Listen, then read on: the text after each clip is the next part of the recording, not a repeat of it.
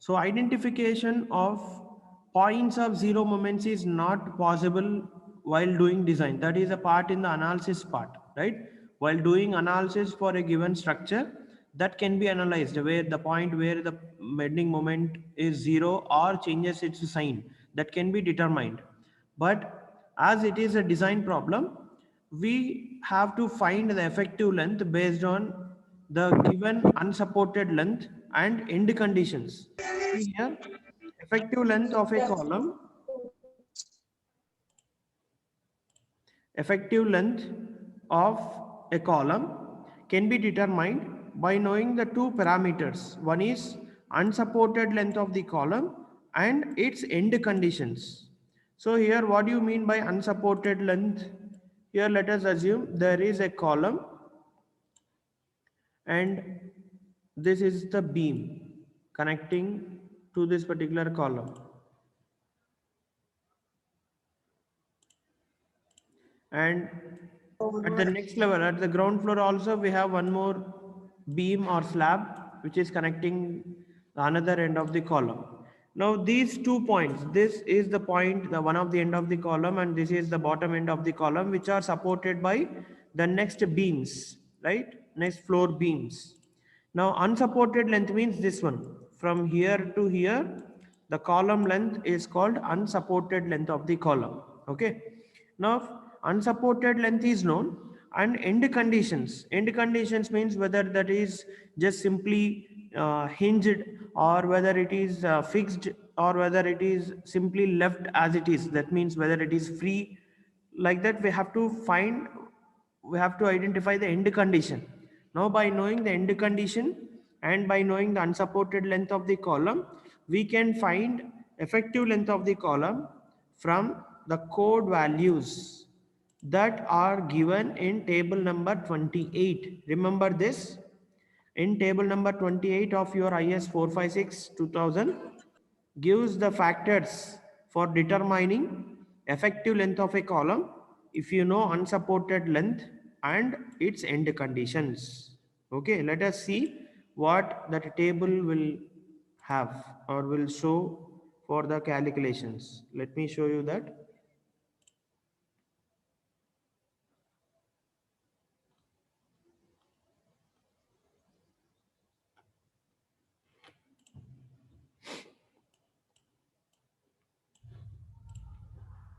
Okay, see this.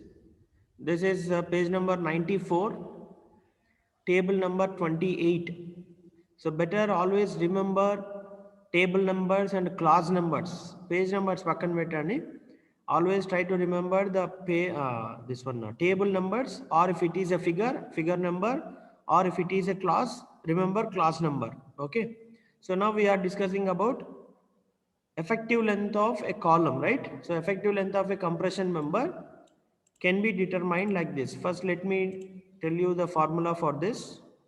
Effective length is indicated with LE. The formula for calculation of effective length is K times of unsupported length. This is the formula.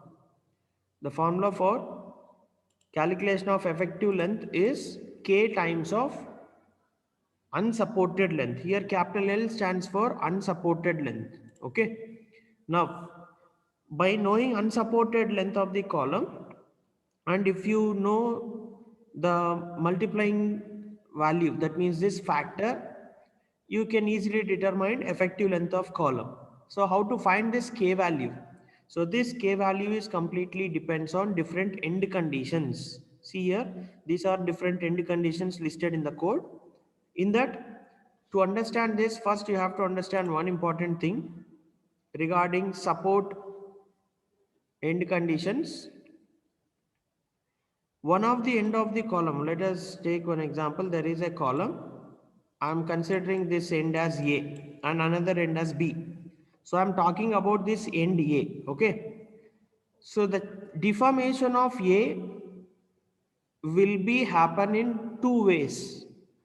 Before application of loading, A will be in its original position, but after application of loading, there will be two forms of deformation. There will be two forms of deformation. One is shifting this position from one place to another place, from here to here or from here to here, either towards left or towards right, it will change its position. Not only towards left or right, it may go somewhat down or somewhat upward.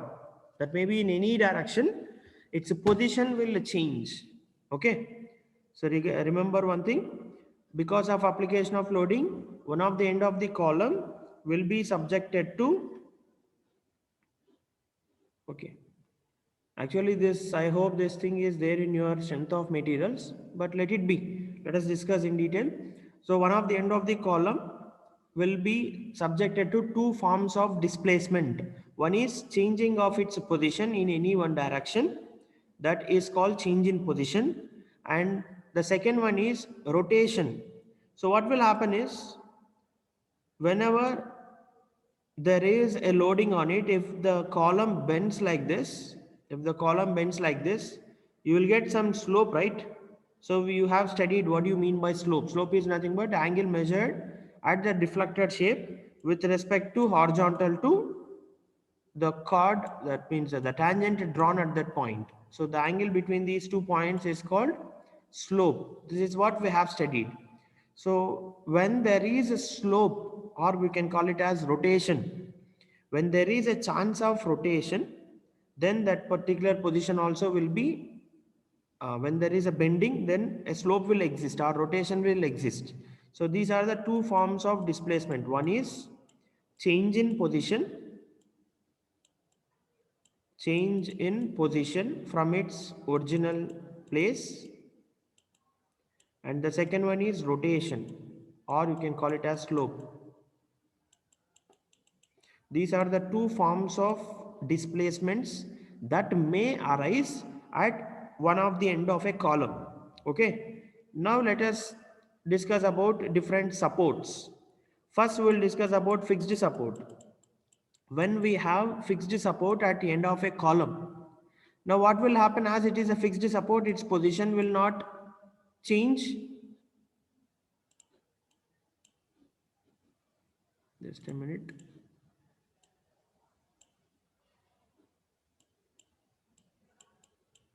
మా ఇక్కడ మౌస్తో రాసేటప్పుడు కొంచెం difficult ఉంటుంది, spellings అన్ని mistake ఉన్నాయి, చూసుకోండి. First one is position. Okay, let me draw it.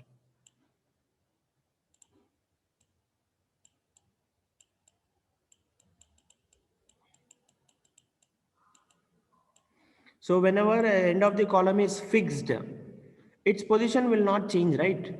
So as that particular joint is fixed, it will not move from its original position. Next, rotation.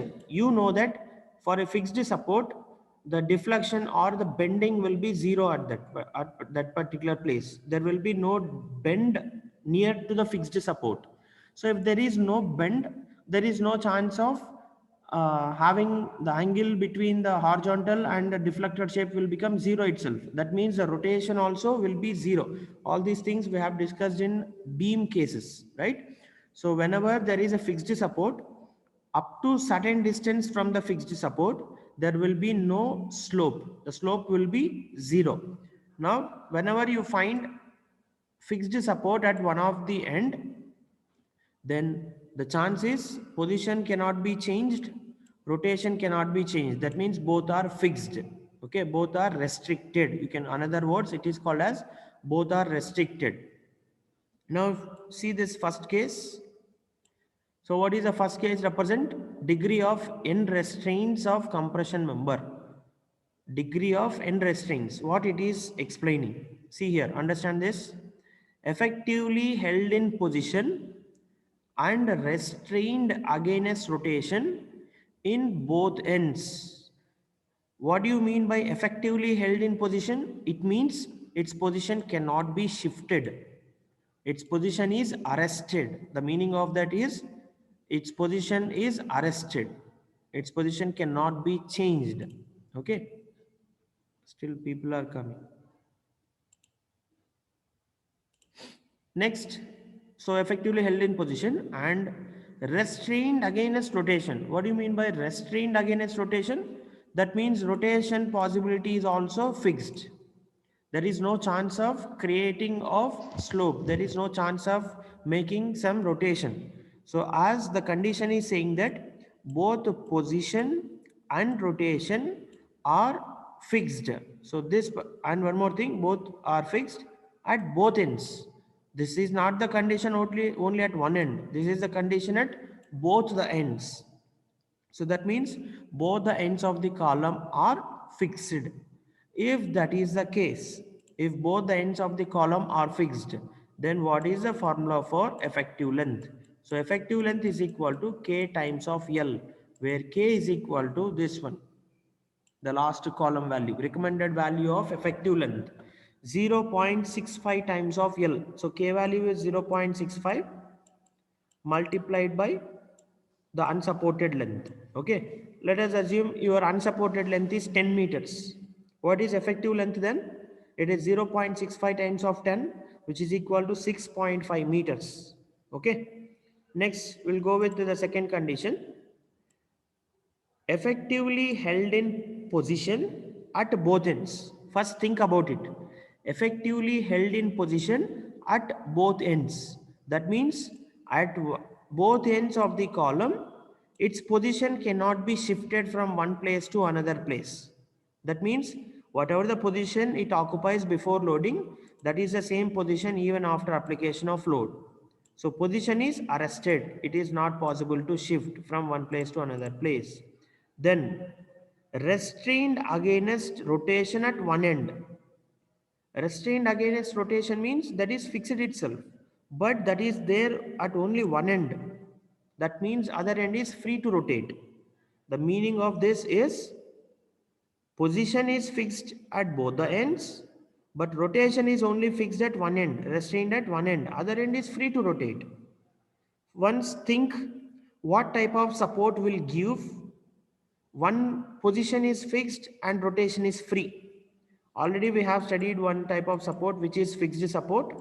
In case of fixed support, both position is fixed and rotation is also fixed. Both are not possible.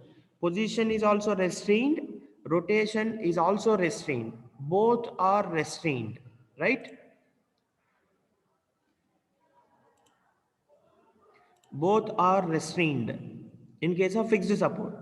Now understand, a hinge support. A hinge support, position is restrained. Just imagine a door. You can revolve or you can rotate a door, but you cannot change its position, right? You cannot remove the door or you cannot take the door where you want. You can just open the door by just swinging. So hinge support means its position is restrained, but rotation is possible. So whenever you got this type of condition, this means it is representing a hinged support. Okay. Now see this, the second one. What it is saying is one of the end is position is restrained, rotation is free. That means this end is hinged. Okay. One end is hinged. And what is it is saying about other end? The other end is fixed for both position and rotation. Rotation ki, position ki, rondut ki restriction undi. Then what type of support it is? It is a fixed support. Okay. So this is one of the example of a column with one end fixed, other end hinged. Okay.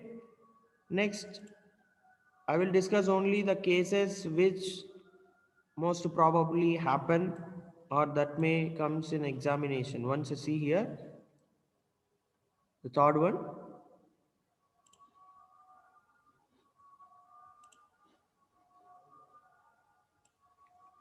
effectively held in position at both ends. Both ends low, positions fixed. That means positions are restrained. We cannot change from its original position. But not restrained against rotation. అంటే రెండు చోట్ల restriction అయితే లేదు రొటేషన్కి. It is free to rotate. So what type of support it is? Whenever there is a restriction for position but not for rotation, then it is a condition of hinge. ఇక్కడ ఏం చెప్తున్నారంటే both ఎండ్స్లో same condition ఉంది. ఏంటంటే position restrained ఉంది, రొటేషన్కి restrain లేదు. That means both the ends are hinged support. Okay, next.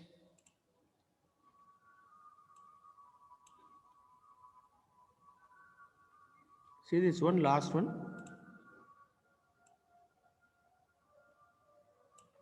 Effectively held in position, unrestrained against rotation at one end.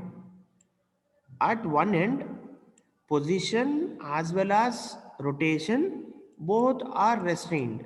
That means it is a fixed support. Okay, this is fixed support at one end, but not held in position nor restrained against rotation at the other end. What is the meaning of the second end? What is end condition of second end? There is no restriction for position. There is no restriction for rotation also. That means that end is nowhere supported on nothing. It is free. It can move from its position or it can rotate. Anything will happen. So this is one of the condition like your cantilever beam. One of the end is fixed, other end is free. Or one of the example of this one is a normal electric pole. An electric pole is fixed into the ground. The another end of the pole is completely free in the sky, right? That's why it is one of the best example for an electric pole. So if these are the conditions, based on the end conditions, we have to consider these values for K. Okay. When both ends are hinged, K value is 1.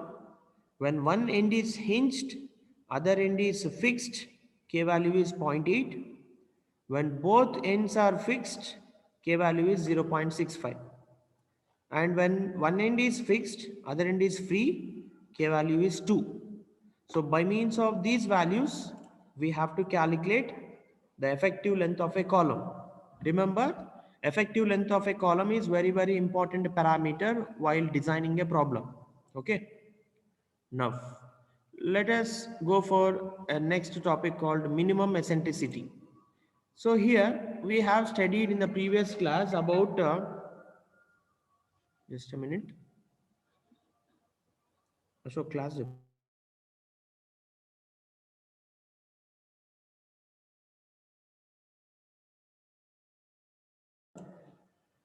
A column which is axially loaded, right? A column which is axially loaded, which means the load on the column is passing through the axis of the member. That is called axially loaded columns.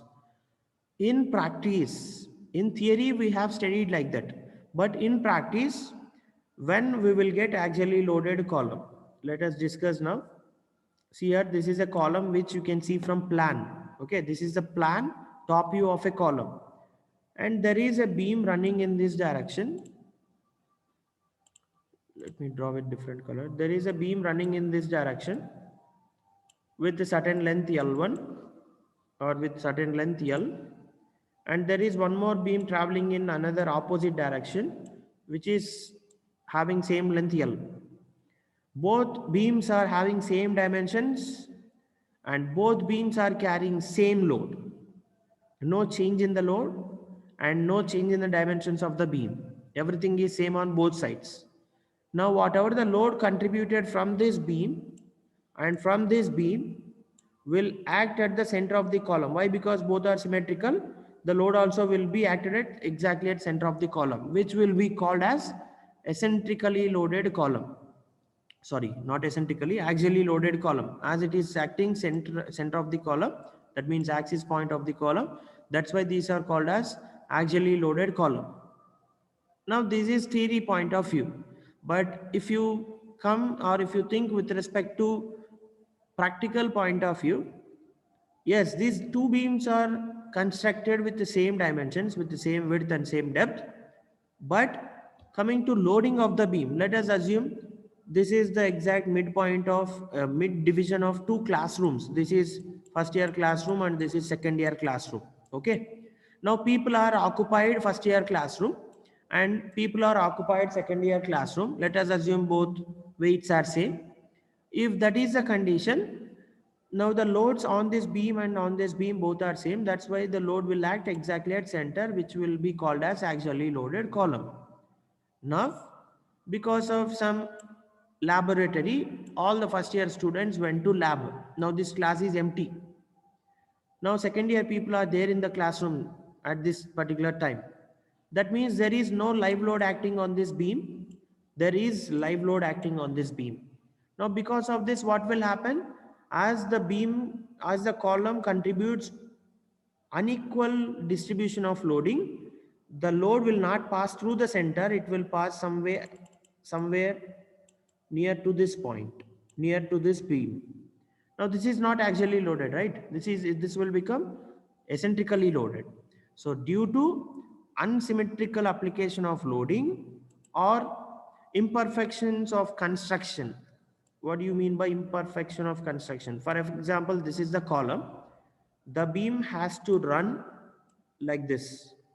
The column width is 300. Okay, the column width is 300. All the diagrams of what I am drawing is in plan view, top view. Okay, so the beam width, column width is 300. The beam which is supported or running on this particular column is only 300 mm width.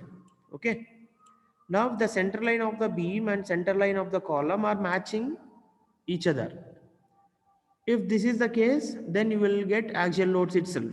But what happens is, instead of traveling the beam at the exactly concentric, now the beam is constructed from one of the end. This beam is constructed from one of the end. Now the center line of the beam and the center line of column will not match each other. Because of this, eccentrical loading will happen. So because of all these things, in practice, if you check in practice, axial loading is not possible.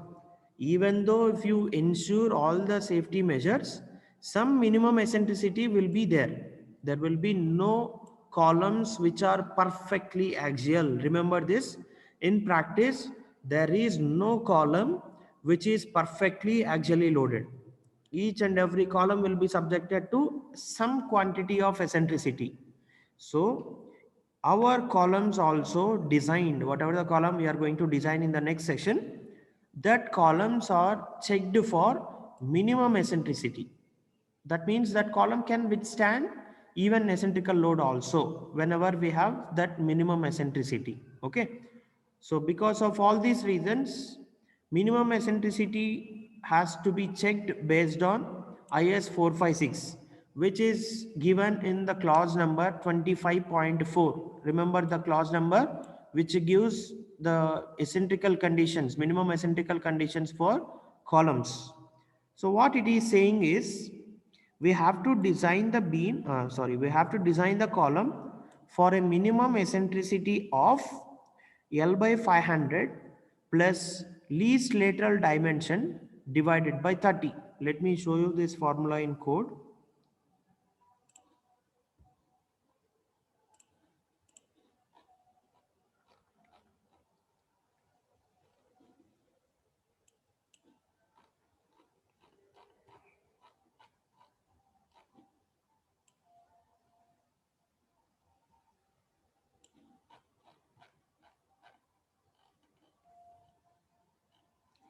This is 25 clause number, which is compression members.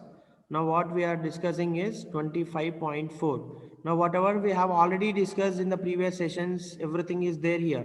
All the definitions, what is shortened, what is long columns, all these things are there here. You can refer later. So here this is there, 25.4, minimum eccentricity. So all columns should be designed for a minimum eccentricity of 500, length of column. See here, from here it is mentioned, length of column divided by 500 plus lateral dimension divided by 30. That is the formula I have written here. Effective length of the column divided by 500 plus least lateral dimension divided by 30, and this should be subjected to a minimum value of 20 mm. This is given in the code itself. Okay, so whenever you find this minimum eccentricity, if you got any value less than 20, you should consider that as 20 itself. That means this value should not be less than 20. So whatever the minimum eccentricity you have to calculate and you have to consider in the design, that will be considered as a minimum of 20. If it value is greater than 20, you can consider the same value. If it is less than 20 means you have to consider 20 mm. Okay. So this is minimum eccentricity. Remember, whatever the columns we are designing in this particular chapter under axially loaded columns. Okay. Eccentrically loaded columns is also there. That will be discussed later. Now what I am saying is, whatever the columns we are going to design under a term called axially loaded columns are not truly axially loaded columns. They are having certain eccentricity due to imperfection of construction or due to unsimilarity in loading conditions. Because of this, there will be some eccentricity. For that reason, we are designing with considering minimum eccentrical values. Okay. Now, the formula for calculating capacity of a column, load carrying capacity of a column. See here, there is a column. There is a column where some bars are provided inside with certain dimensions, with certain B and D values. Certain bars are provided inside. How much load it can carry? That is the formula. This is the formula for load carrying capacity of a column. Remember one thing, this column should be axially loaded and short column. This formula holds good only for axially loaded short columns. Okay, what do you mean by axially loaded? If a load passes through the axis of the member, or if its minimum eccentricity value is less than 20 mm, then it is okay. Then you can go ahead with this value. Okay. So this formula holds good for only for axially loaded and short columns. The formula is 0.4 times of FCK into AC plus 0.67 times of Fy into ASC. This is the formula. But remember the concept. With respect to concept, you can easily remember this particular thing. This formula is nothing but resistance offered by the concrete plus resistance offered by the steel. This column is made up of both concrete and steel, right? That's why the total resistance of column is nothing but resistance offered by the steel plus resistance offered by the concrete. So how to find force? Stress multiplied by area, right? This is the formula for force. So here stress, average stress is design stress is 0.4 times of FCK multiplied by area of concrete. Here AC stands for area of concrete. See here. For example, B and D are the dimensions of column. BD is the area of column. Okay. BD is the area of column. But here AC is not area of column. AC stands for area of concrete. How to get area of concrete? Out of the total area, if you subtract total area, see here, if you subtract the total area, this one, ASC.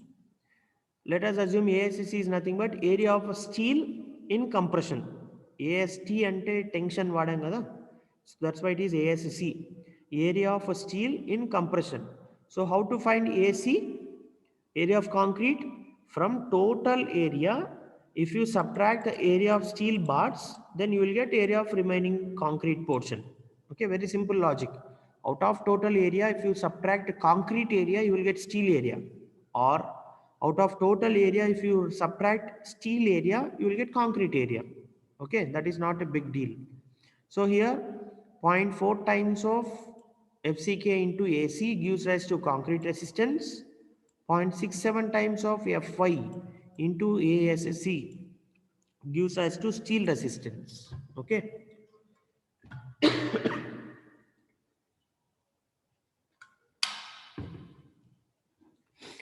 Now PU stands for, this PU is nothing but factored axial load of the column, and AC is nothing but area of concrete. ASC is nothing but area of steel. All these things just now we discussed. Okay, remember this formula. This is the only formula we have to use for design of axially loaded short columns. Only based on this, entire design procedure depends.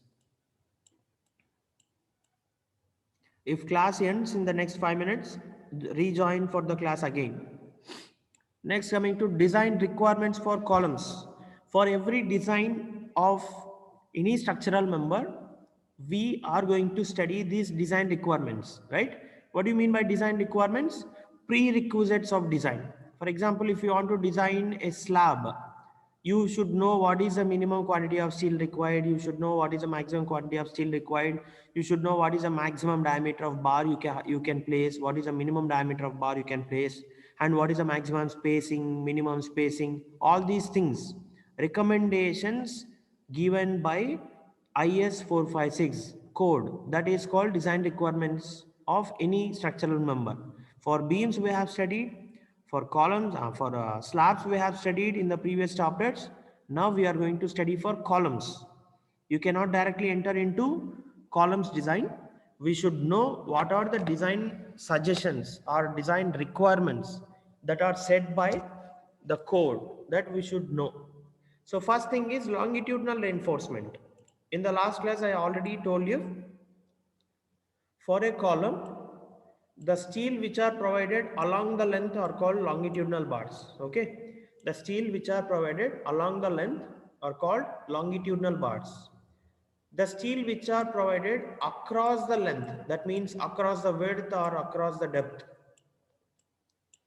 So the rods which are provided along the width or depth, these bars are called as transverse steel or transverse reinforcement. Okay, if you provide along the length of column, that is called longitudinal reinforcement. Okay, so what is the conditions given for longitudinal reinforcement? Minimum area of a steel should be 0.8 times of gross area. Okay, for example, you have a column of a square shape whose area is A. The area of this column is A. You have to provide a minimum steel of 0.8% of A. 0.8% of total area of column. This much of steel you have to provide minimum, even though it is not required, you have to provide. You cannot provide less than, you cannot provide steel less than 0.8% of gross area. Okay. Next, coming to maximum area of steel. So what is maximum area of steel suggested by the code? It is 6% of gross area. Remember these two values which are very important. So the maximum area of steel required in columns is 6% of gross area. Okay, minimum area is 0.8% and maximum area is 6%. Okay. Next, minimum number of bars. For example, we are constructing a rectangular column or a square column. Who is this 128 Srinivasulu? So whenever you are constructing a square column, how many number of bars should be provided? Minimum. For a rectangular or a square column, minimum number should be 4. So we have 4 corners, right? So at all 4 corners, minimum 1 bar should be there. At each corner, minimum 1 bar should be there. So for a rectangle or a square column, minimum to minimum, we have to provide 4 bars. Even though we need only 2 bars, we have to provide minimum of 4. Okay. And for a circular column, as per code, minimum number of bars required is 6. Minimum number of bars provided in a circular column is 6, and those 6 will be equally distributed. That means the spacing between these two all should be same.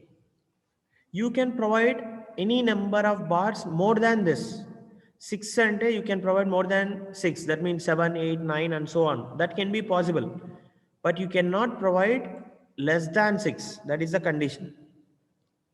In case of rectangular columns or a square column, you cannot provide odd number of columns, odd number of bars. So here, for example, after design, I got 5 number of bars. Yes, 4 I have placed at the corners, where I have to keep the 5th bar such that the reinforcement will be symmetrical. The reinforcement provision should be symmetrical about both the axes. For example, if I place like this, if I cut the section here, it is not symmetrical. At this point, we have 3 bars. At this point, we have only 2. For example, if I place here instead of here, this is no bar here. So this is also not symmetrical, right? So that's why to maintain symmetry, no, somebody answered